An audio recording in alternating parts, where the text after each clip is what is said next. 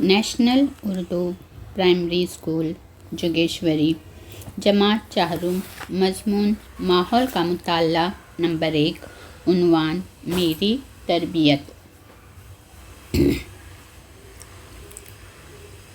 बच्चों देखिए, आपको यहाँ पे तमाम तस्वीरें नज़र आ रही है, ठीक है।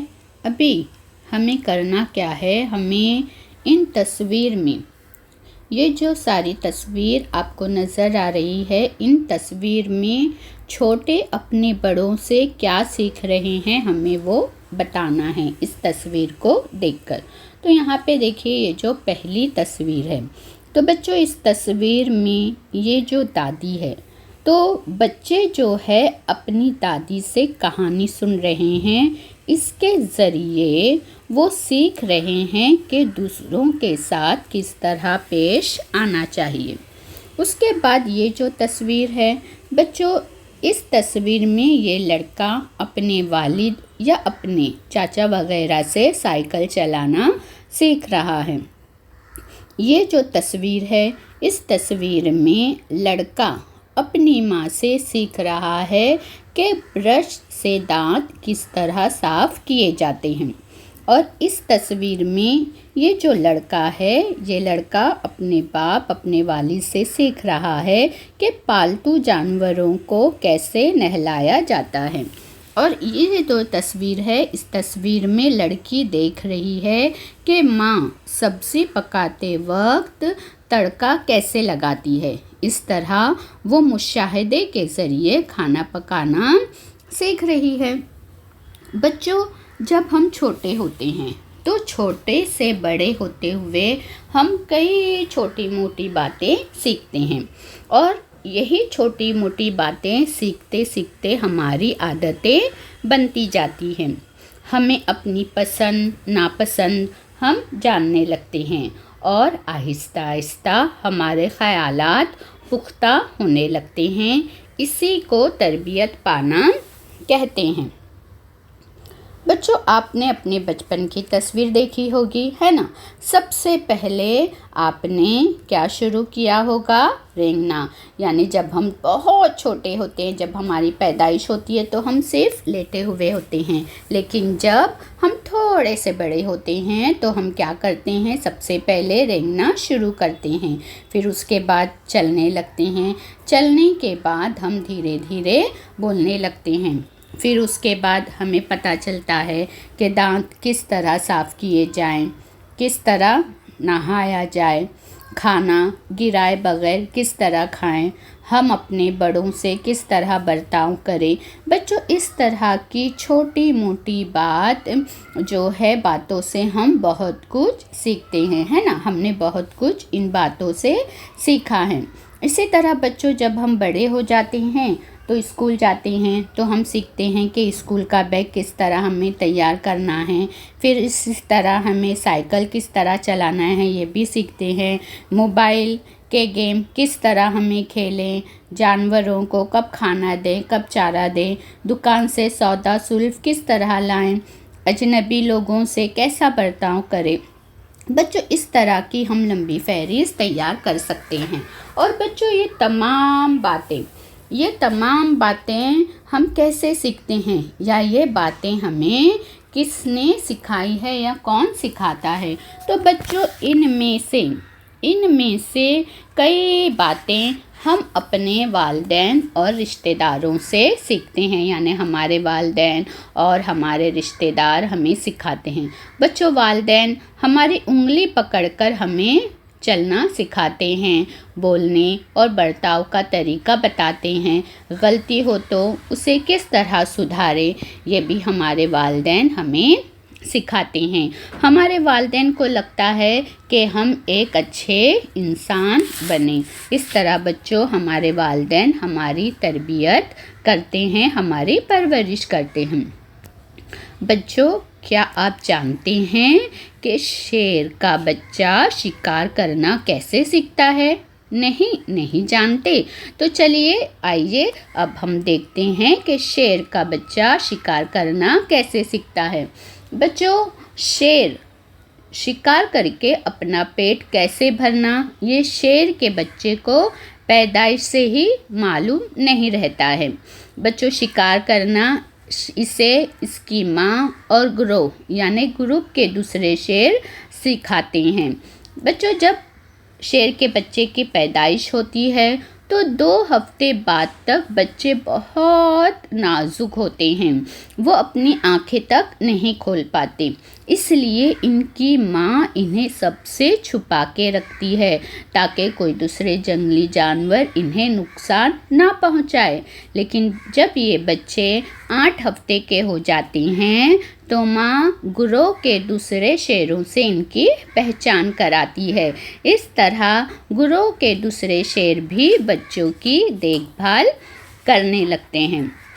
बच्चों, जब ये बच्चे इनकी उम्र जब 3 माह की हो जाती है तो सभी इनका लाड़ प्यार करते हैं और इसके बाद इनकी शिकार करने की तरबियत शुरू हो जाती है। और जब ये शिकार करने में माहिर होने के लिए इन्हें शिकार करने में माहिर होने के लिए 2-3 साल का अरसा लग जाता है, यानी 2-3 साल के अरसे में ये बड़े हो जाते हैं और शिकार करना भी सीख लेते हैं। तो इस तरीके से बच्चों शेर का बच्चा शिकार करना सीखता है, यानी इनकी भी तरबियत होती है, इनके भी वालिदैन और ग्रोह के दूसरे लोग इनकी परवरिश करते हैं और इन्हें सिखाते हैं, यानी इंसानों की तरह ही जानवरों की भी तरबियत होती है।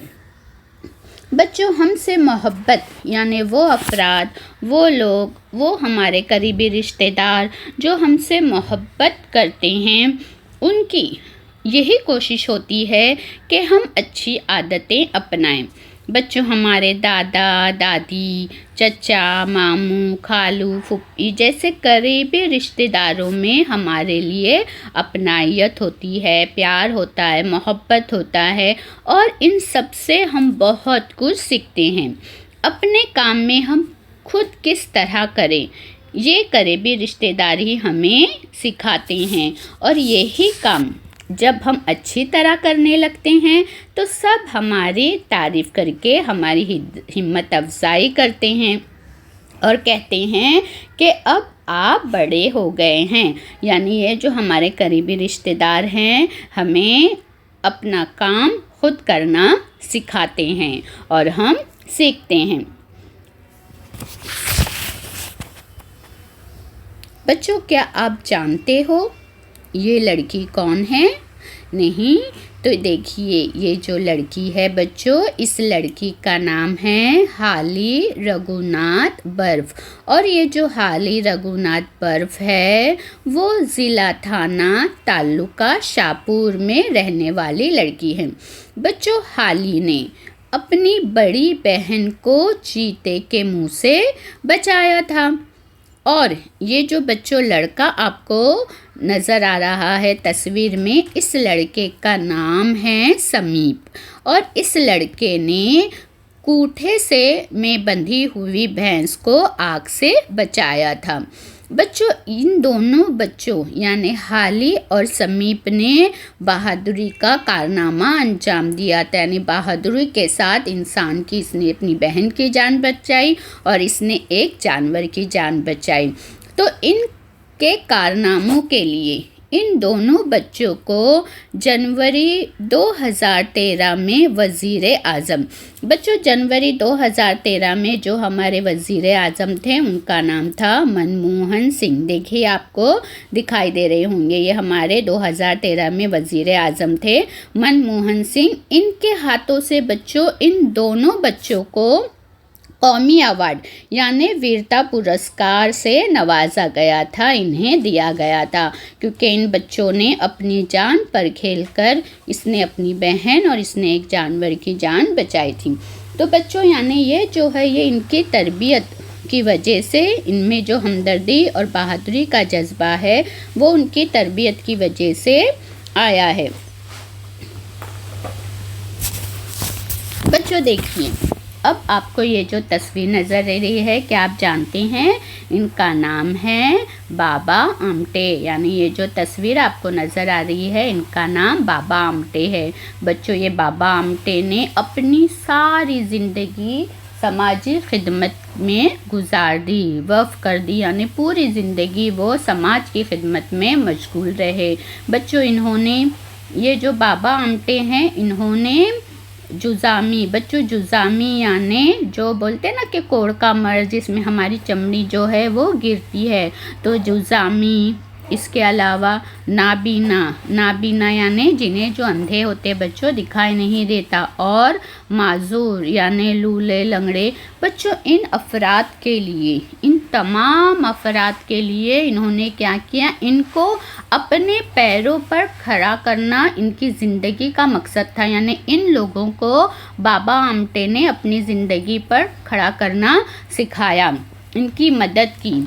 और इनके बाबा आमटे के इस काम के लिए इनकी बीवी साधना ताई, ये बाबा आमटे की बीवी है बच्चों, इन काम के लिए इनकी बीवी साधना ताई ने इनका भरपूर साथ दिया। और इनके लड़के और बहुएं, ठीक है, इनके लड़के और जो बहुएं थी, बहू और बेटे, उन्होंने भी इनके काम को आगे बढ़ाया।